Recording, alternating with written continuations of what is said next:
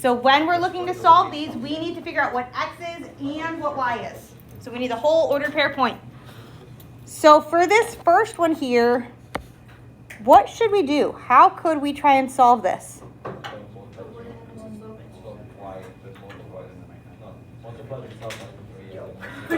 I would say I've heard two different strategies, both of which are absolutely beautiful. You can either set one of them equal to like an x equals or a y equals, absolutely valid. You can also do where we multiply. I'm going to go ahead and do the multiplying version because we're going to do substitution in the next problem. Only reason why I'm choosing that. If you want to do it as a substitution, 100% you should get the exact same answer.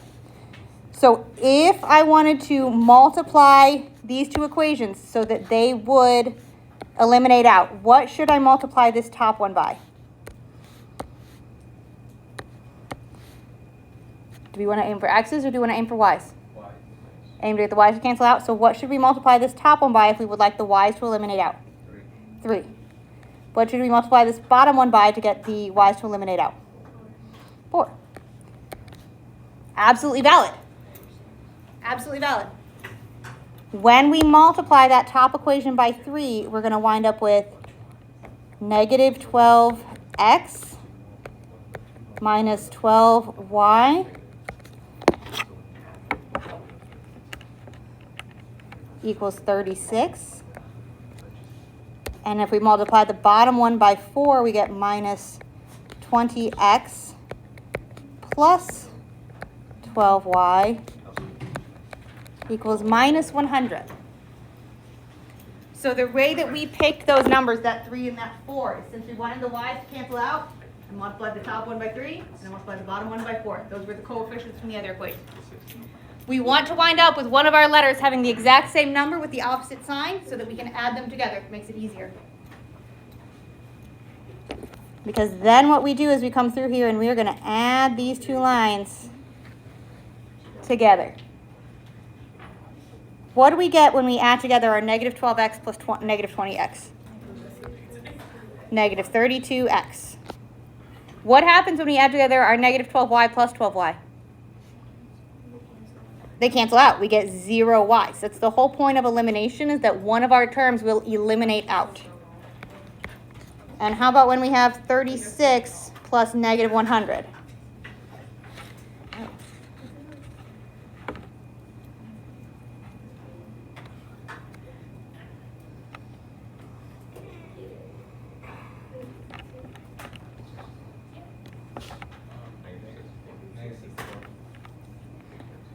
Negative 64. Yes.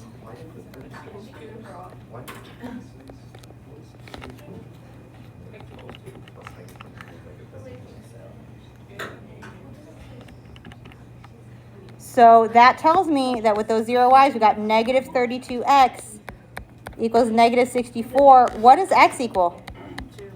2. Divide both sides by negative 32. We get x equals positive 2. So that gives me part of my answer. Now I know what x is. X is 2. How do I figure out what y is? Substitute it in. I'm going to take this x back and substitute it into any of my equations above this line. I can use the minus 4x, I can use the minus 5x, I can use the minus 12x, I can use the minus 20x. Genuinely, it does not matter. Any of them will work just fine. I'm going to go with the minus 4 one just because it's the one on top. So what we're going to do is we're going to take our minus 4x and I'm going to substitute in that positive 2. Minus 4y equals 12. So I'm just taking that top equation and substituting in my x. So it gives us a minus 8 minus 4y equals 12. Then what?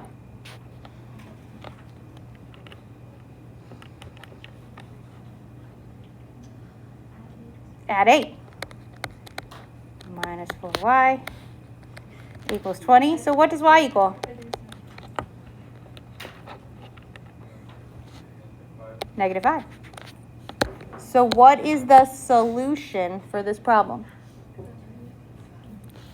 2 comma negative 5. The ordered pair 2 comma negative 5. It is the ordered pair, the point where those two lines intersect. That's our answer. No, it's not. It is, but like, it's not great. Yeah, I don't. Okay.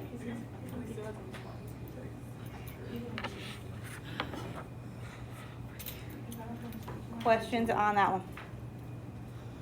It's been a hot minute since we did elimination, but I've done it before.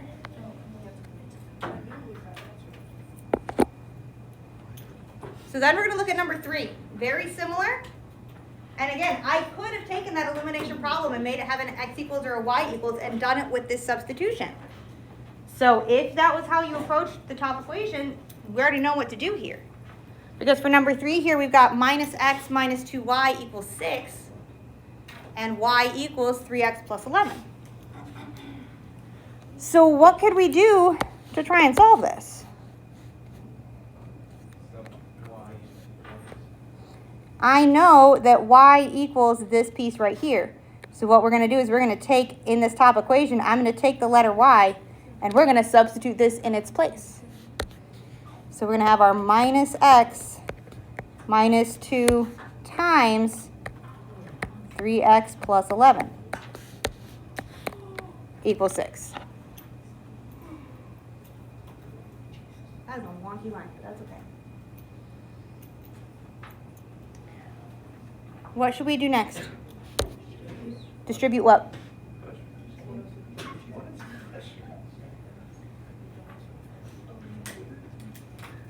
What are we distributing?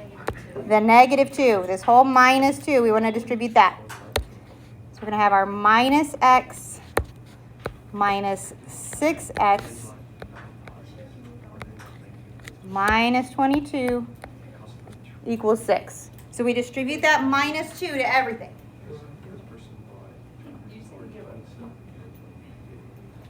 Then what? Combine our like terms. Our minus 7x minus 22 equals 6. Add 22. So we've got minus 7x equals 28. So what does x equal? Negative 4. And again, I have half of my answer, half my solution here.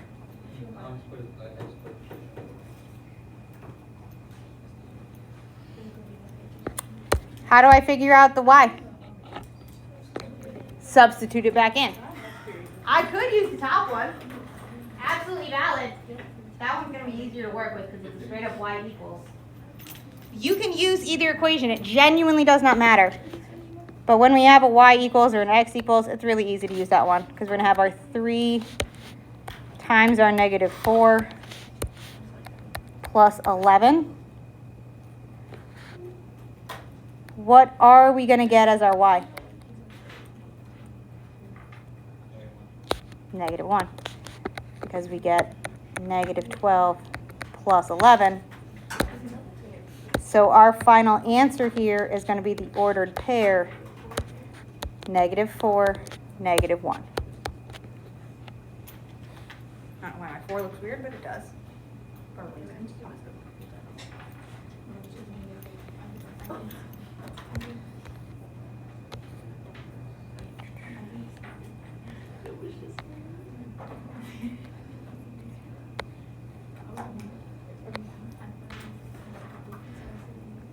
Questions on that one?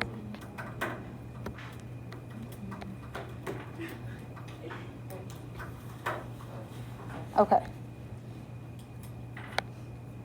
There we go. So then let's look at number 6. It's the very bottom one on this page. We've got ourselves a little story problem going on here.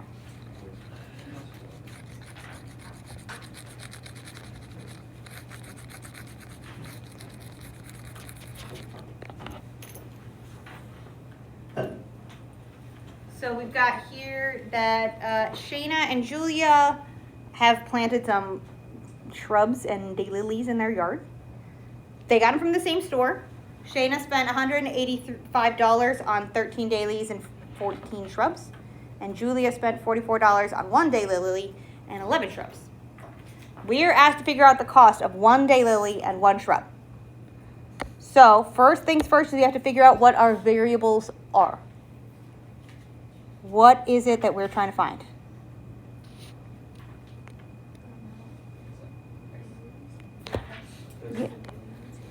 Yeah, the cost of 1 daylily and the cost of 1 shrub. So that's going to be where we get our variables. What letters do you want to use? You can use D for daylily. Oops, if I actually write them as well. And we can use S for shrub. You can use X and Y. These are going to be the costs. So I'm just going to put a little dollar sign right there. So it's the cost of a daylily and the cost of a shrub. You can use X and Y. You can use letters like this. You can use a happy face and a heart for all I care. Just tell me what you mean by that. Then we need to figure out our equations because we're not given any. Where can I find an equation in here?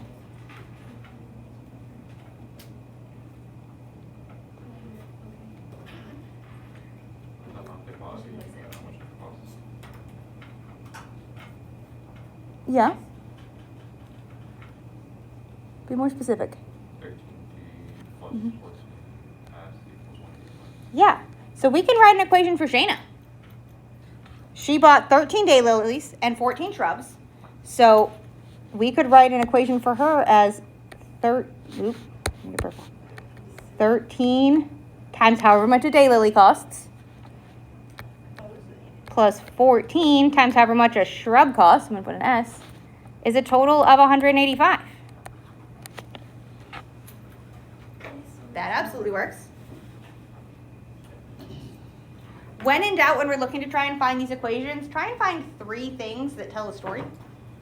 Usually it'll be either we have 14 shrubs and 11 shrubs and we bought a total of some number of shrubs, or each person gets their own kind of equation. So how could I write my other equation here?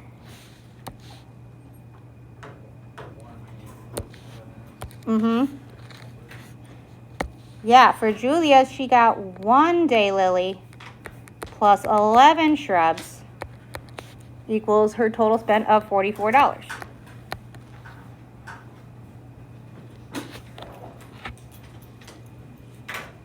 And we'd really like to be able to solve this. So what could we do to try and solve this?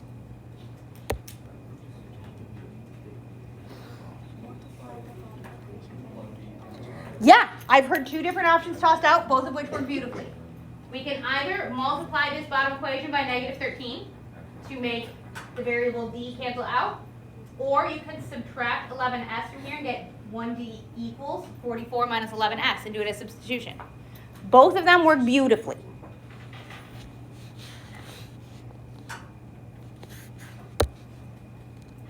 So I feel like a lot of times we do tend to default to elimination on these, so I am going to go that direction. But those of you that saw the substitution, 100%, it works totally fine. I am going to take our 13D plus 14S equals 185. And I'm going to multiply that bottom equation by 13, or excuse me, by negative 13, to get negative 13D minus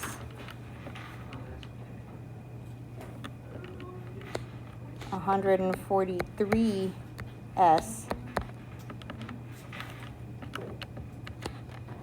negative 572. So you can go the substitution route, 100% okay, or you can go the elimination route. A lot of times when we see these kind of standard form equations, we do default to elimination. So I kind of went that direction. But you can go whichever way works best for your brain. Like, that's totally okay. And you should get the same answer. So if you're going the substitution route, you should be able to get the exact same answer as me. Because when we add these together, that variable d is going to cancel out. So we have 0 of those. I have 14 plus negative 143. So we get negative 129 S equals our 185 plus negative 572. We should get negative 387.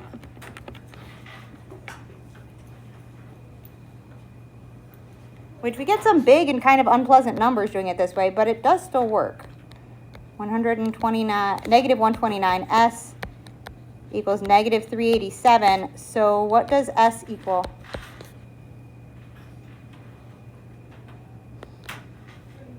Great. And if you did this using substitution, that should be exactly the same answer you get doing it that way.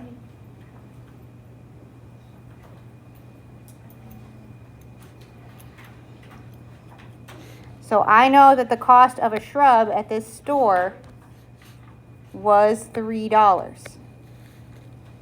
We found the cost of a shrub. Now we need to find the cost of a daylily. And I can use any of these equations. Again, I could use this guy, I could use this guy, I could use this guy, I could use this guy. Any of them is totally fine. I'm going to use the pink one just because that's going to be the easiest one to go there. So we know that 1 daylily plus 11 shrubs, or 11 times 3, equals 44.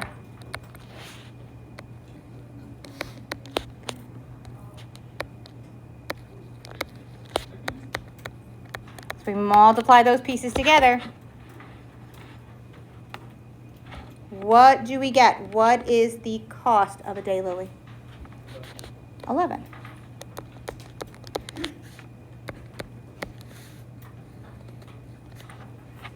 So when we finish these problems, don't just tell me S equals 3, D equals 11. Tell me the daylilies cost $11 and the shrubs cost $3.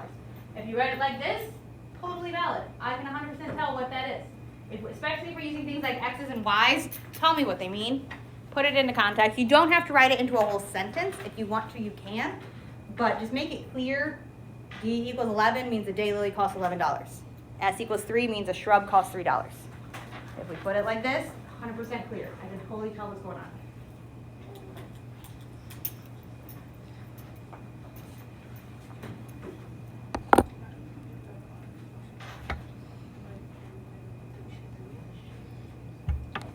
This one? This one? We took this equation times 13 so that we would get that D to cancel out, or times negative 13, excuse me. I'll put that on here. Times negative 13. Like that. No, good question, because I didn't write it down. I said it, but I didn't write it.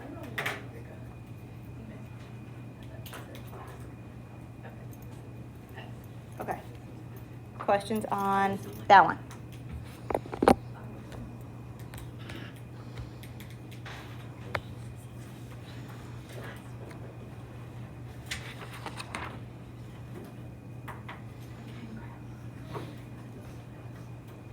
Okay.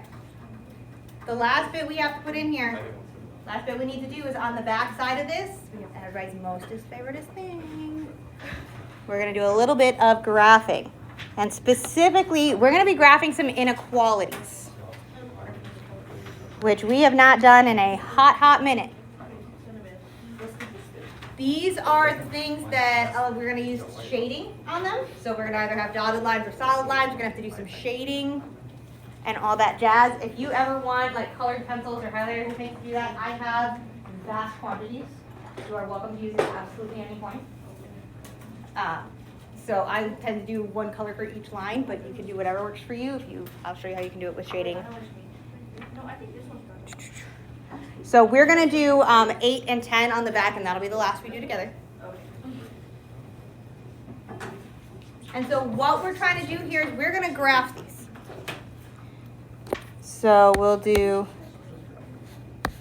I'm gonna do the top one in green, and I'll do the bottom one in pink. So when we're looking to graph these, when they are in our slope-intercept form, we can just rock on as it is. One thing we do need to pay attention to is, are we going to be using a solid line or a dotted line to graph this? A dotted line. How do we know it's going to be a dotted line? There's no equals to. If it's got an equals to, we draw a regular normal line. If we have a less than equal to or greater, or less than or greater than, no equals to, we use a dotted line. The graphing of the line itself is 100% the way we've done it for forever. This is in slope-intercept form. So where am I going to put my first point? At -3. My y-intercept is at -3. How do I get my next point on my line? Up 5, 1, 2, 3, 4, 5, over 1. If I had a big enough graph, I could do that again. Up 5 over 1. Or I could go down 5, left 1. My graph's not big enough for that, so I'm ready to connect them up.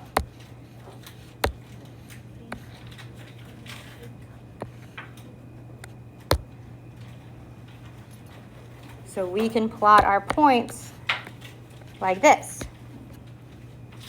But that's not my entire answer for that line. I need to include where y is less than. That line is where y would equal, and we did it as a dotted line because it can't equal. So I need to shade, color in where it is valid.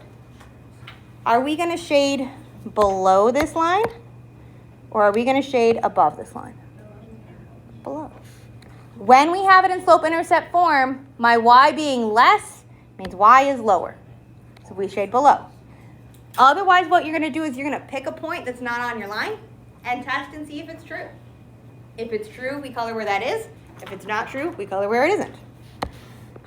So we know that y is going to be less.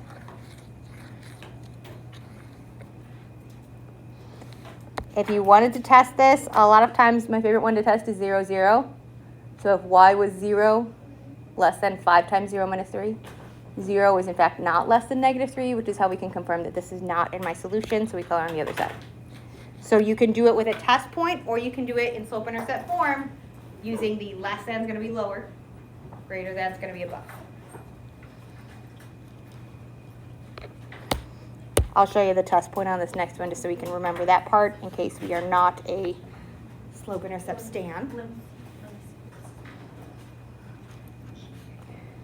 So again on this one, are we doing a solid line or a dotted line? Another dotted line. Because again, we have a greater than, not a greater than or equals to. You don't have to write the word dotted. I do that because I have a tendency to forget.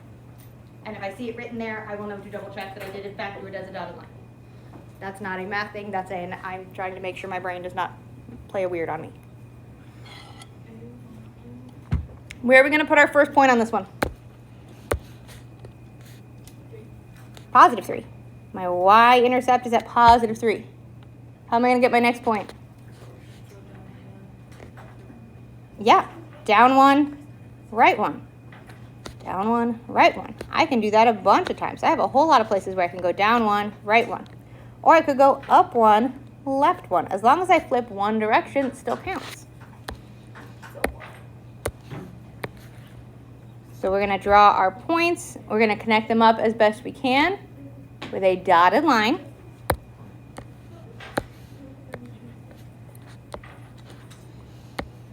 And then if we are not put it in slope-intercept stan, if we want to do a test point, we pick any point that's not on our line. I am going to test 0, 0. If I substitute that into my pink equation, we want to double check and see if 0 is greater than the opposite of 0 plus 3. 0 is in fact not greater than 3. That is false. So what that tells me is that this is not where my solution is. I am not on this side of my pink line. I got to be on this side of the pink line, so it's up here. So you can either use the fact that y is greater, or you can test a point and see that our truth is above. So the solution to this system is the place where it is colored with both pink and green. So this kind of smudgy area, I just kind of reinforced it with the blue.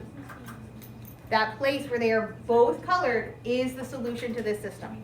There is not a more efficient way to write the solution to this system. It has to be either a picture or written as 2 equations.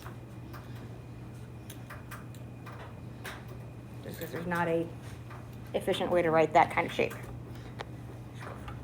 Okay, questions on that one? slope-intercept form we're usually okay with. We're gonna do number 10, and that's the last one. Just because I want us to see with some standard form.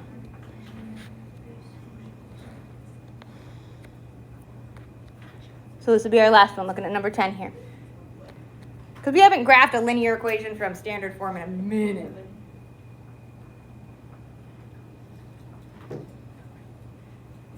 So here we've got our 2x minus 3y is greater than 9. And x plus y is greater than 2. And I know of a couple of options when it comes to graphing these. I'm going to do the top one in blue and the bottom one in purple. You can either switch these around so they are in slope-intercept form, just like the ones we just did, or we can graph them from standard form. When we're graphing from standard form, a lot of times it's going to be finding our x and y intercepts and just connecting those two dots. So looking at this first one here, this top one, this blue one, what are we going to do to be able to try and graph this guy? How could we put that together?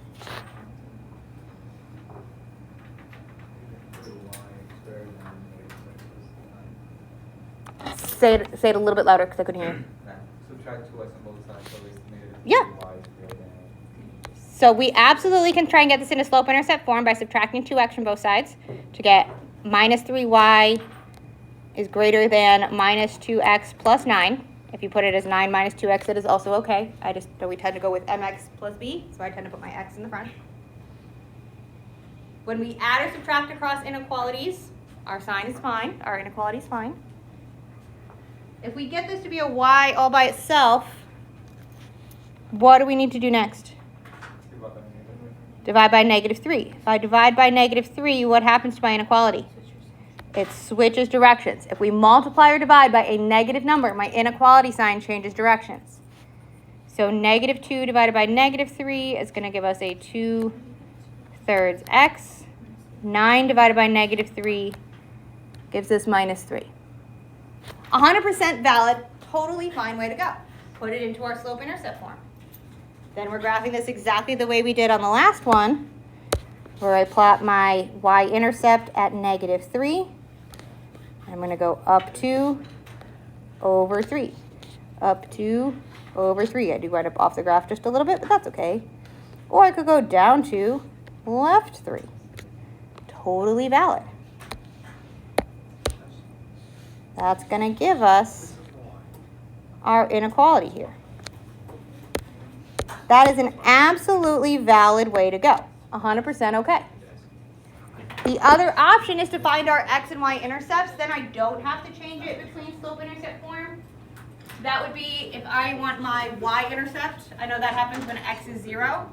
If x is 0, that guy's going to go away.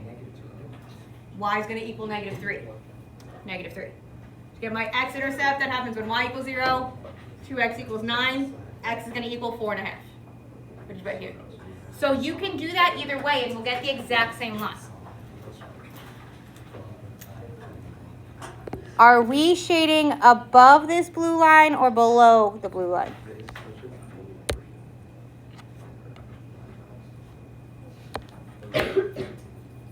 So when in doubt, pick a point not on our line to test. If I have 2 times 0 minus 3 times 0, is that going to be greater than 9? So if we test 0, 0, and put it in, 2 times 0 minus 3 times 0. No. 2 times 0 minus 3 times 0, that's 0. 0 is in fact not greater than 9. 0 is less than 9. So this is not going to be in my solution. So I'm going to shade over on this side. So this line, I can shade it like this. And again, you don't have to use different colors. So using some sort of like hash marks works really well for your shading. It's unpleasant with the, I didn't want to do that. Unpleasant with the highlighter. Like this. So that would be our shading on this first one. It's really important to remember that my less than being lower only works in slope-intercept form. So the fact that this was a greater doesn't mean always shade above. Y equals in order for us to use our less than below. Less than is lower, only in slope-intercept form. So if we graph from standard form, we're going to have to test a point.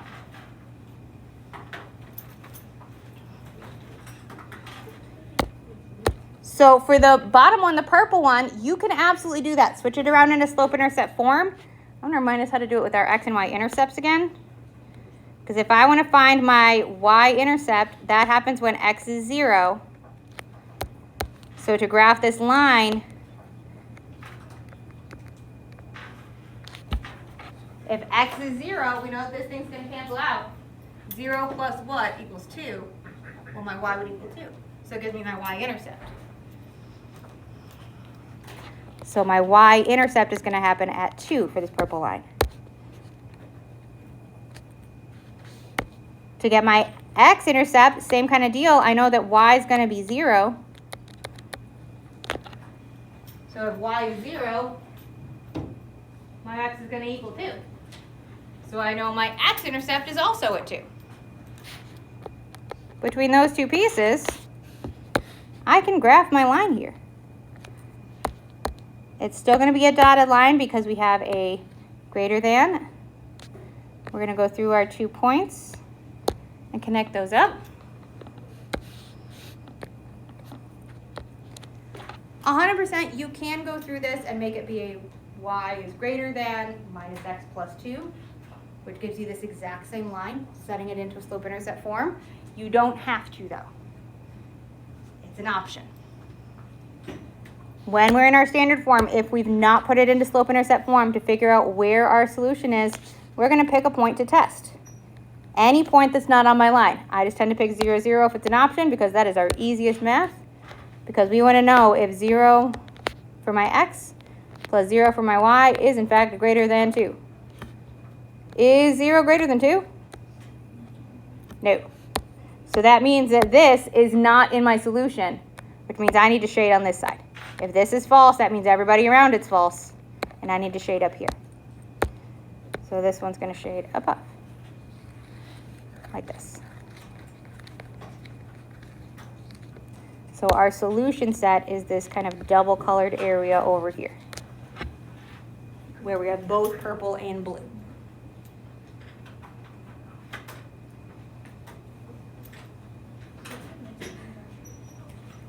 Okay, questions on any of those? I just kind of wanted to hit the systems of equations a little harder because they wound up a little bit heavy-handed on the final, a little heavier than we anticipated. So I wanted to go through those. Hopefully yesterday you guys picked up the final exam review. Looks like this. If you didn't, I have several in there. And if you look really carefully, on the very, very back, we have a lovely page right here. This is a reference page that you will be given on the final, so you can practice using this. This is 100% a photocopy of the inside of the front cover of the book. These are the same equations. So some of them in here are not going to be particularly helpful, like that whole section on sequences or on means, because we did not do any of those this semester. They won't be on the final, so don't worry about that. They just copied them off of the front cover of the book, so don't worry about the fact that those are on there. The other things on here are things we kind of sort of know, like our factoring and the quadratic formula and our log properties and exponential rules, but they're there in case we want them as a little safety blanket.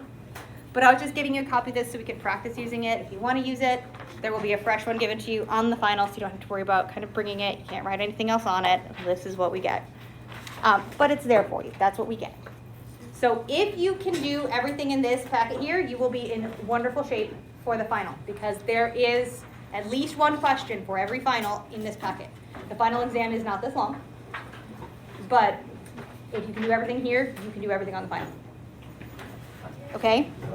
We will spend the rest of this week going, like, working with what we need to on this. Most of the time, it's going to be just like y'all working and asking questions and stuff. Okay? Because I know you guys have a gabillion things going on, and there's tests in all kinds of places, and I don't want to add extra stress. Are you staying after school another day this week? Yes, since I wasn't here yesterday, I will stay after. I can do tomorrow or I can do Thursday. Okay. Whichever one. Remember it? Just because I would have rather been here to be. I was genuinely sick, so.